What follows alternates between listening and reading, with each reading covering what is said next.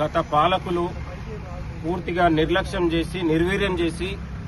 నిధులు ఇవ్వకుండా నియామకాలు చేయకుండా ఉస్మానియా యూనివర్సిటీని పూర్తిగా విధ్వంసం చేసిన గత పాలకుల నిర్లక్ష్యాన్ని మనం గతంలో నిరసించినటువంటి సందర్భంలో ఇవాళ ప్రజాపాలన గౌరవ ముఖ్యమంత్రి రేవంత్ రెడ్డి గారు ముఖ్యమంత్రి అయిన తర్వాత 100 సంవత్సరాల ఉస్మానియా యూనివర్సిటీ చరిత్రలో ఏ ముఖ్యమంత్రి కూడా ఇట్లా 2 సార్లు ఉస్మానియా యూనివర్సిటీకి వచ్చి విద్యార్థుల సమస్యలు తెలుసుకొని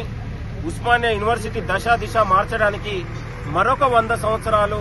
ఇది ప్రపంచానికి ఒక ఐకాన్ లాగా ప్రపంచ యూనివర్సిటీలతో పోటీ పడే విధంగా ఇవాళ ముఖ్యమంత్రి గారు రేవంత్ రెడ్డి గారు తీసుకున్నటువంటి ఆలోచనను ఇవాళ విద్యార్థి లోకం ఉస్మానియా యూనివర్సిటీ అధ్యాపక లోకం పూర్తిగా స్వాగతిస్తా ఉంది. ఇది ఒక చరిత్రాత్మకమైన నిర్ణయంగా మనం అందరం కూడా భావించాల్సిన అవసరం ఉందని కూడా మీ అందరికీ కోరుతా ఉన్నాను. గతంలో ముఖ్యమంత్రులు ఇవాళ ఉన్నటువంటి బీఆర్ఎస్ పాలకులు ఇవాళ ముక్కు పుడకల కోసం లేకపోతే ఇంకో మిసాల కోసం ఇవాళ బిస్కెట్లు ఛాయల కోసం లేకపోతే ఇంకో ఉన్నటువంటి పనికిరాని ప్రాజెక్టుల కోసం వేల కోట్ల రూపాయలు వృధాదానం చేసి